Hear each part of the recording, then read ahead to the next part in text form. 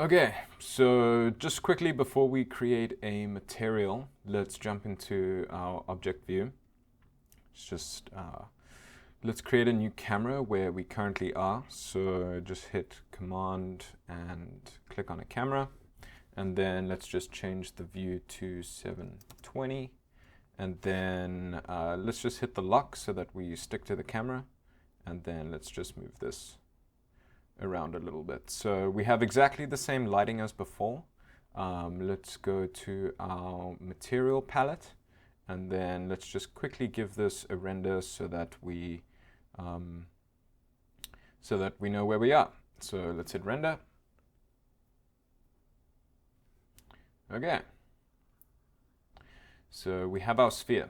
Because there aren't any other objects, it's super white. So let's just go to our light over here quick, and it was, let's just remember 4 and 1. Let's just bring this down to say 1. And there we go. We've got a nice overall look, and just while we set things up, let's create another light. So let's just hit stop, otherwise it's going to update. Let's jump back to our scene view. Let's hit Command and click on an area light. Now that's going to create an area light here. And what I'm going to do is let's just move it up. And let's just zero everything out.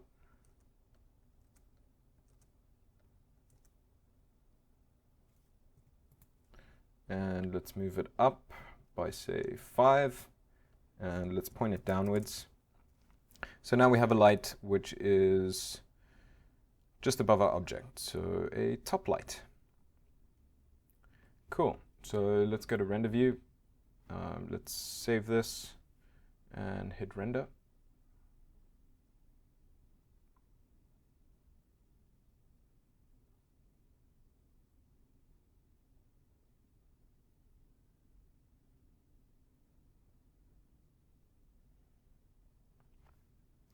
Okay.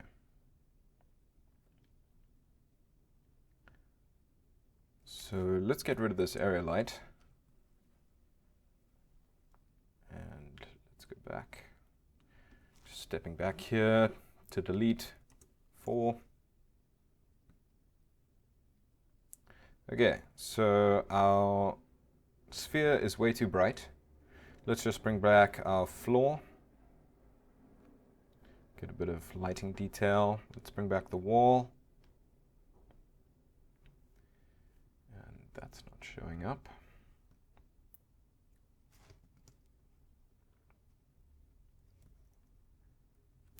Just go to our camera, camera 1.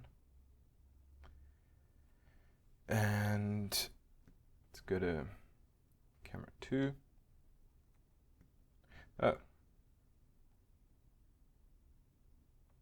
We are looking the wrong way. Okay, so I'm just going to move the camera around so that we can see our wall and our floor. Just for now. And then let's jump back to render view, and then let's render camera 2 again. Cool. So there we go. We have a decent looking sphere with a bit of light on it. In the same scene that we had. I'm just going to stop that, jump back to our scene view, and just center our camera a little bit. If you select the camera, the controls will come up, and it just makes it a little easier trying to find out the center position. Cool. So let's do something like that. Let's move it out a little bit, go back to the render view, hit render again. Cool, so now we have our sphere, and you can see that now that we are rendering things, it takes a while to calculate. And that's why I usually set things up inside of an attribute VOP so that I can see kind of firsthand what my textures are going to be looking like, or what the patterns are going to be looking like. And then you can actually copy. So say we wanted to copy what we had. I'm just going to uncheck this. So if we wanted to copy what we had, we can actually jump inside of the attribute VOP. Let's just copy, let's copy this and all of that, and just hit Command C or Control C. Let's jump into our material network now, and for the sake of it, I'm just gonna paste this so that we have it. And then let's create our first material. So I'm just gonna snap a shot over here. And then so we don't render everything, I'm just going to hit Shift and click and drag. And this just tells Houdini that I only want to render this region over here. So let's do that for now. And then inside of the material network, I'm just gonna hit Tab and type Principled Shader. Principled Shader. So I pretty much use this for everything, at least for now. If you are doing subsurface, you probably want the Skin Shader Core. This will give you a better subsurface than the Principled Shader. And then another common one is the Classic Shader, which I think used to be the Mantra Surface. So for now, let's just use the Principled Shader. So if we just, from our material network and inside of the render view, you can also do it inside of the scene view, but for now, let's just click and drag and drop this on our sphere. And then let's enable our update for changes. And let's get rid of that snap. And there we go, now we have a material. So starting from the top, here's our base color. So if I had to change this to say red, it's now going to create a red metallic ball. Use point color, I'll show you that just now, but essentially you can just import the color from the object. Let me actually do that now. So now that we have red over here, because our object doesn't have any color, it is using this red base color. But if we jump back to our object and jump inside of this test material and just enable our attribute VOP, now our sphere should have some color, and the shader is going to pick that up. Oh, yes, okay. So it has picked it up. You can see the shapes here, but what we need to remember is that inside of our material, this color is a multiplier. So if right now it's multiplying all of the color by red, this value here. So if I change it to white, we should get our original color back. So there we go. We have got our color back. So that is what use point color does. And if I uncheck that, it doesn't use the color from our object, and it uses this color. So we can say set this to like a green. And there we go. We have a green sphere. And if we use point color again, see it's multiplying it. If we want to get our color back, just change that to white. It's easy to forget because it defaults to like 0.2 gray or something like that. So just remember, if you're getting a bit of a dull color, this needs to be white. Here's our index of refraction, which we won't touch. Roughness. I'm just going to uncheck use point color, and let's put this back to say like a gray.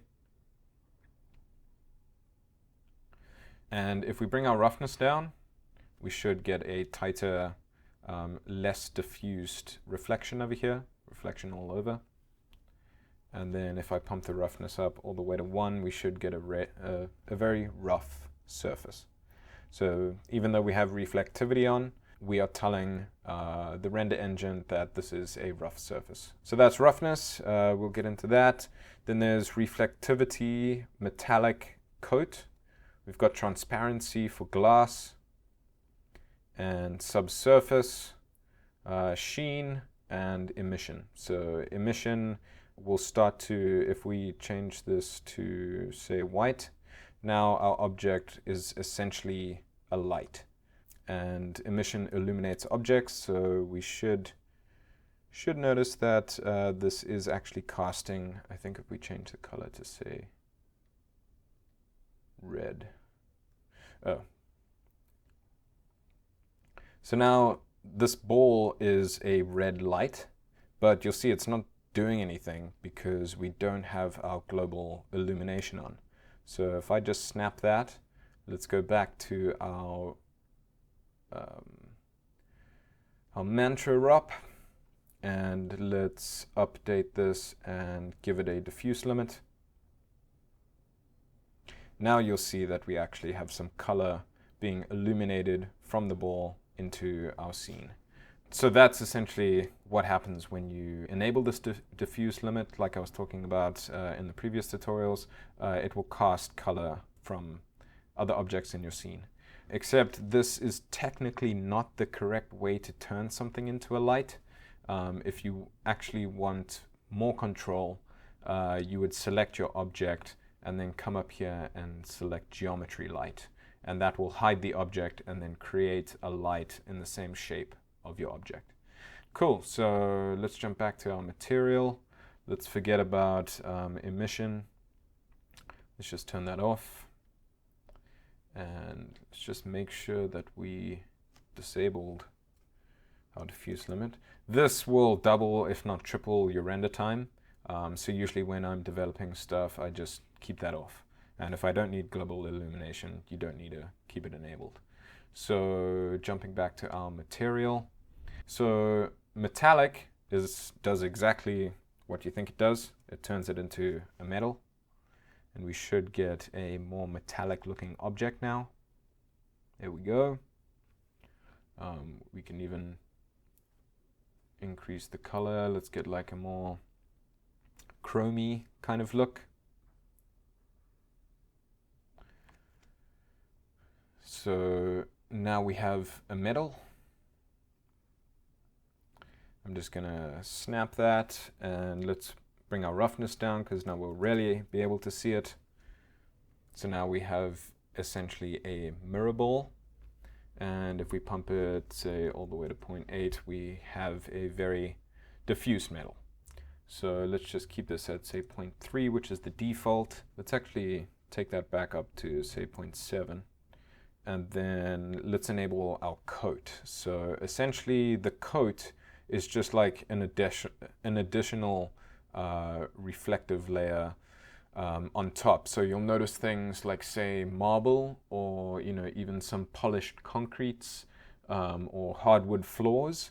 They are reflective, but some of them have this like additional coating on top of them. So let's add some coat.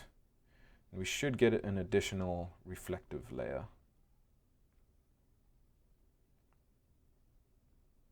So there.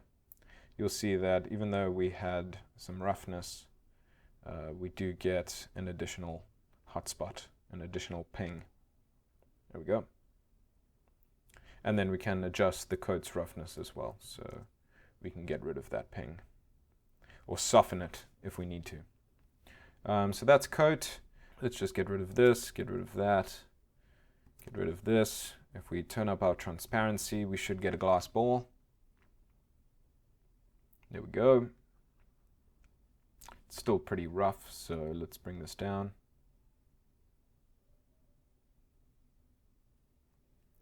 Now we have a transparent ball. And just quickly, if you come up to the top here, there are a whole bunch of presets down here. You see I have created a few of my own. You can go down to the presets and they have like bricks, dirt, copper, concrete, glass, gold, a whole bunch of good stuff. And then if you create a material inside of here, it's easy enough to just click this and say save preset, and then it will show up here like I have a bunch that I've created. So let's get rid of transparency. And let's turn off our render engine so that I can just show you this quick. Opacity, I don't really use. There's texture inputs here. So if you want to use the texture for your base color, an index of refraction, roughness, reflectivity, you can enable this and input a texture just by clicking here and navigating to one. Then there's bumps and normals and displacement. So usually I mainly use surface and displacement, and this in a nutshell is the principled shader. So you can really do a lot, but now let's start customizing things. So, okay, let's get our principled shader back to default. So let's say 0.3. That looks good for now. Let's hit render. So just like before, what we are going to need here, if we start plugging things into our principled shader, you'll see over here we've got surface, opacity, textures, displacement. All of these tabs over here show up over here. So if I click this little arrow, it comes down with our base color, refraction, roughness, metallic, and this is where we can start customizing things. So just like in our attribute VOP, what we are going to need is we're going to have to hit tab, type global variables. So we are only going to need the position from this global variables, and right now it's kind of giving us everything. So what I'm going to do is just check output a single variable, and that variable is surface position. So, you know, we can change it if we need to, but we just want the position. So this is where the rest position comes in, just to cover our bases and make sure that our textures don't slide around. I'm going to hit tab and type rest position. And now if our object has a rest position, it is going to look for the rest position to basically freeze our object if it has animation on, and apply the texture at the rest position level before it starts moving. You're basically frame holding whatever you want to apply the texture to. You are frame holding it, you are applying the texture, and then from then on it is sticking to that frame essentially. So let's plug the rest position into the position of our unified noise here. And then what we want to do is take our position, and we had previously distorted the, so before we do that, let's just plug our rest position straight into the position for our noise. And then let's plug our ramp over here into our base color. And just keep in mind that if you had use point color enabled, it will override. But now you'll see our base color is grayed out, and that is because we have plugged in this input. So if we go back to, okay, we didn't take a snap, but now if we render, let's just take a snap here. When we render, we should get more or less the same pattern that we did when we were creating it inside of our attribute VOP. These are still VOPs. We are just inside of the material network, which uses VOPs inherently. So keep in mind that when you start customizing materials, it will take a little bit longer to calculate and create. And you'll notice that we are getting something. We've got our noise, but we aren't displacing our position yet. So let's just cut that, take a snap quick. Oh yes, I know what's going on. So let's add this quickly. But you'll notice that because we didn't adjust the ramp here, this was just when we changed it, the color was actually set on the VOP itself. So if we jump into our test material, this is where the colors are. So it's a little bit of a workaround, but you know, you can copy the values if you need to, but essentially I'm just going to rebuild it because what we had was a red. Then I'm pretty sure we had something like a blue, and then we had a yellow over here. Let's just do that. And then we had like a purple up here. So let's just do that. Cool. So our ramp is now set up again, more or less. and we have plugged in our unified noise to distort our position. And now when we render, we should get something that looks closer to what we had created. Cool. Not sure why it's not distorting. Oh, that's because we've plugged this in here instead of our noise. So let's do that and enable our update button. And now we will see something closer to what we had. So there we go. Cool. We haven't set up displacement yet because we are going to delete what we have just set up here and let us create a coppery material for our scene. So hopefully you guys understand now that this is how we get into procedural shading and texturing and just manipulating things using the position. It's really cool. It's really fun. Like I said again, it's procedural. You can start getting some cool looking patterns just with changing a few parameters. Anyway, it's super cool.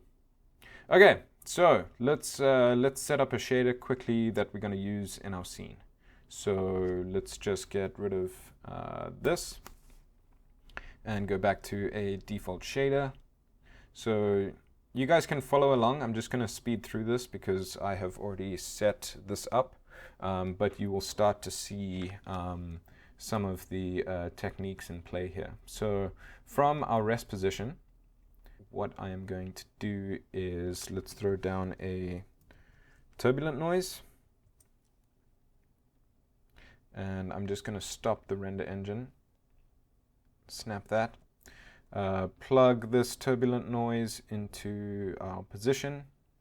And then let's change this frequency to 200, 200, 200. Leave everything at default. And now what's cool is that when you are when you're working inside of the material network, you can actually just drag and drop your turbulent noise onto your object. And if we hit render, it will show us what we are looking at. It's a nice feature, but obviously, seeing it in the viewport is a lot quicker.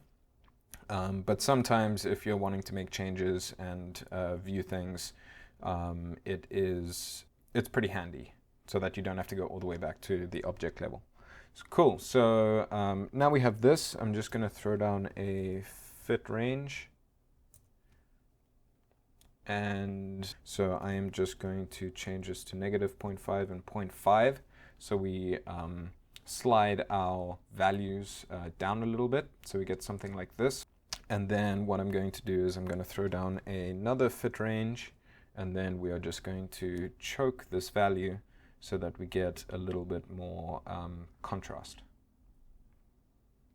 Just going to drag this on so that we can see our updates. And then I am just going to take the destination min and change that to 0.2. Okay, so we've actually made it a little brighter. Cool. What I'm going to do is just hold down Alt, click and drag to get another turbulent noise. We are going to change this one to 2, 2, and 2 in the frequency. Let's change this to 0.25 in the amplitude, 0.655, and then 0.5 in the attenuation. And if we have a look at that, you'll see that we have this alligator noise at the moment. We forgot to change the other one. So let's change this to original Perlin. And let's change this one to original Perlin as well. And you'll see that we get this sort of shape and noise type.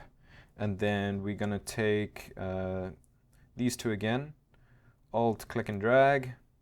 Wire this up over here. And then we are going to change this fit range over here, -0.5 to 0.5. And then in the destination min, we are going to change this to 0.456. And if we drag and drop this, this is what we get. And then for this fit range, I'm going to take the destination max and change that to 0.75. And then let's click and drag and have a look. Cool. So this is what we get. And now I'm just going to select all of these. Let's Alt click and drag downwards. Now we are going to change this to 0-centered Perlin noise. Let's change the amplitude to 0.5. The roughness we can keep, attenuation we can keep. The fit range, the same, and the same over here. So let's just have a look at that. So this is what we get. And now what we're going to do is we are going to multiply all of them together. So you'll notice that we're not really getting any dark, like black values, because we're going to multiply all of these together, and essentially that is going to bring down our values. So if we just type in multiply, let's wire all of these up. We can actually select both and wire it in, and then let's click and drag our multiply, and this is what we get. So this is going to be added into our roughness. This is the roughness of our object. Let's just throw down another fit range and wire this up, and then, no, not there. There we go. Hit Y to cut that. Okay, so then for this fit range, we're just going to change our destination max to 0.522, and let's have a look. Cool. So now what we're going to do is just save quick. And then we're going to create another turbulent noise. So let's plug this up here. It's got a turbulent noise. Let's plug our position in. And let's change this to original Perlin noise. Let's give it a frequency of 5, 5, and 5. Let's change the amplitude to 0.25. Roughness 0.655 and attenuation 0.5. So now what we're going to do is we're going to take an add, and we are going to add this noise to our position. And then what we are going to do is throw down another turbulent noise. Let's go turbulent noise.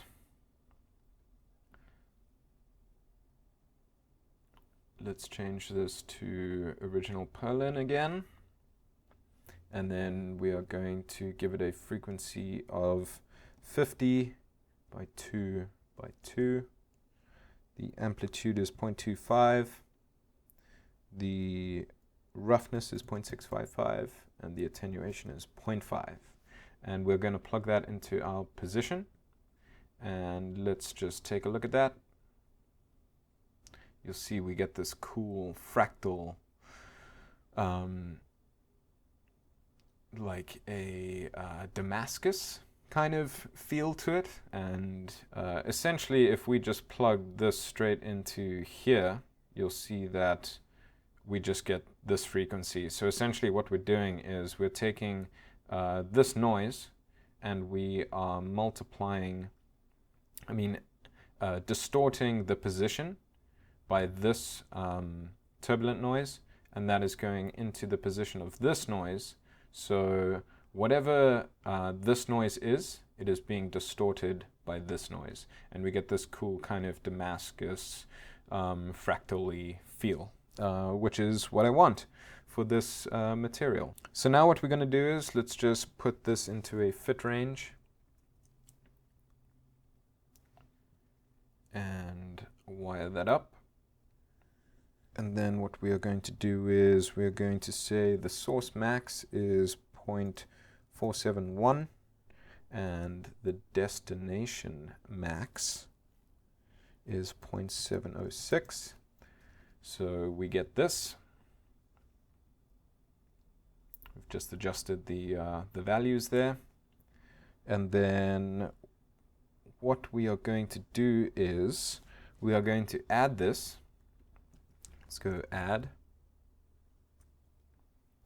We're going to add this to our other noise that we have created. So let's wire that in, plug this one in here, and let's view this. Cool. So now we have this, this texture. And what we are going to do with this is we are going to plug it into the roughness of our material. So if I throw our principled shader back on,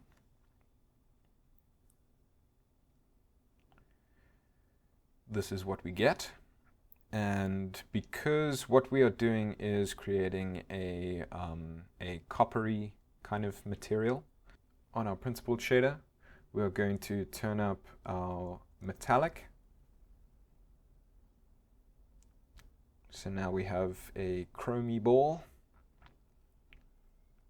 And I'm just going to let this render. Cool. Let's take a snap. And now let's plug the texture that we just created into our roughness, and we'll see some cool stuff happening.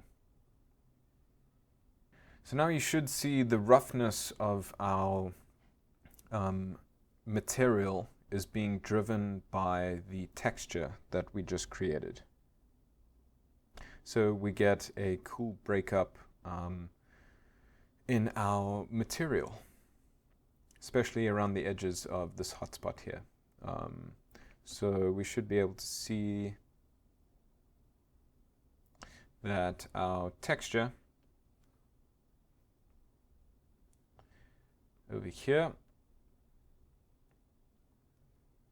is now driving the roughness of our metallic object. Cool. So it's still half there, I guess. So let's just snap it. Let's stop the render, and what we're going to do is now set up our base color. So what I want for that is we are going to hit tab and throw down a constant. And the constant is not a float. We want that to be a color. And what we want the color to be, so we can just click in here and change our color, whatever we want it to. But you might be wondering, you know, how do I sample some colors from images and that? So I'm going to show you it very quickly. I have a little material palette over here, or color palette. I'm just going to click that. I think I used this color over here to drive the copper tone. And then with that just off to the side, just hover your mouse over the color over here, and then click middle mouse button, and now we can move our mouse around and pick up color from outside of Houdini, which is super, super handy. So let's just, with our middle mouse down, I'm just going to release it on this color, and you'll see that the color has now been set. So that's all I wanted to do for now. Super handy trick. So out of this fit range, I'm going to throw down a multiply add constant. So for this particular setup, I don't usually use the multiply add constants. It's either a multiply for blending together or a multiply constant for bringing values down. But in this case, I needed to add a constant value as well. So for the pre-add value, let's put 249. And then for the post-add value, let's do 0.33. And let's wire this up here. And that's because we are going to be multiplying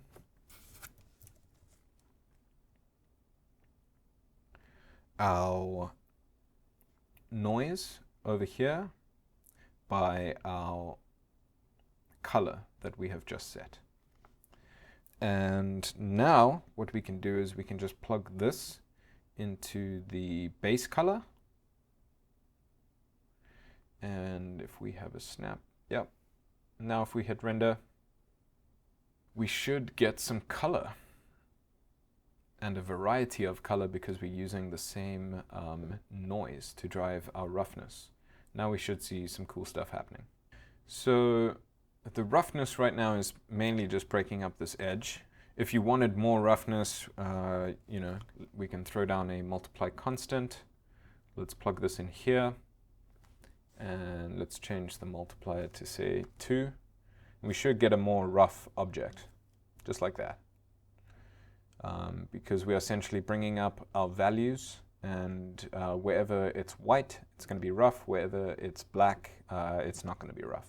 But the roughness is a very handy parameter if you want to expedite the displacement. But in this case, I want the displacement to add to our roughness as well. So you'll see what happens when we start adding some displacement. So I'm just going to let this render. Cool. So now we have this. And what I am going to do is I'm going to come down here, tab in a multiply constant. We're going to set this value to 0.005. Just like remember when we initially plugged in our displacement, it went crazy. So I want to make sure this value is really small. And then what we are going to do is we're just going to come to displacement. We're going to enable our input displacement. And what that does is it essentially makes this parameter live. So it's just telling Houdini that use displacement, but the displacement is going to be coming from this parameter over here. So one of the weird things that happens is we are going to need to change this to 0.02. And then you'll see our displacement bound changes and it comes down. So we need to right click and say delete channels. And let's bump this up to say 0.3, just so that we have enough space if we need to. And now if I take the noise that we created and we multiplied it down, let's plug it into our displacement. And it's creating displaced geometry.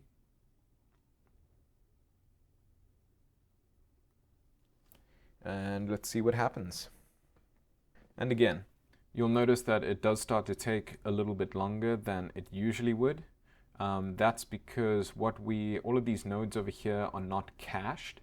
You'll notice that the principled shader, there's this little pink icon here.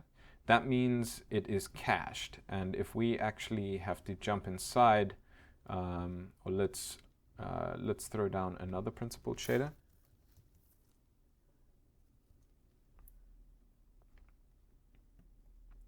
And let's right click and say allow editing of contents. I'm just going to uncheck this so it continues to render. And you'll see that the little lock is open. And now the pink bars have gone away because it hasn't cached the updates. So if we jump inside here, this is what the principled shader is. It's essentially a network of VOPs which is being used to drive different parameters, I think it's over here. So here's all of the base color, and it's all plugged in and just being promoted to the top. So you can do this and jump inside and see exactly what they're doing. It might be a little bit intimidating, but essentially what this is exactly the same thing that we are doing, but this is preset. So it's already set up. If we just go right click, just say match current definition, now it locks and the little pink bars come up, meaning that the code inside of here is cached. So let's see what this displacement does. Okay, it was just taking a lot of time to render the displacement, and I think I know why. Let's just go back to our object level. Let's go back to our sphere. We don't need such a high frequency. So I'm going to set this back down to, let's say 10.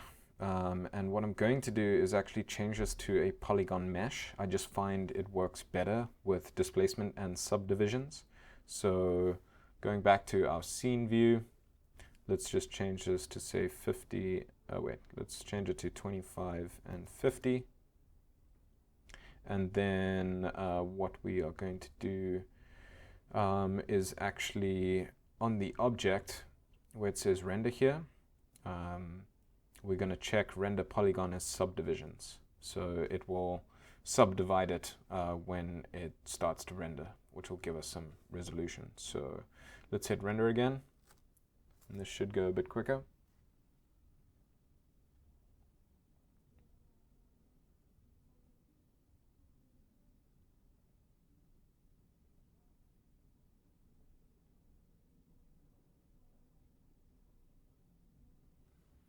And there we go. We've got some displacement happening.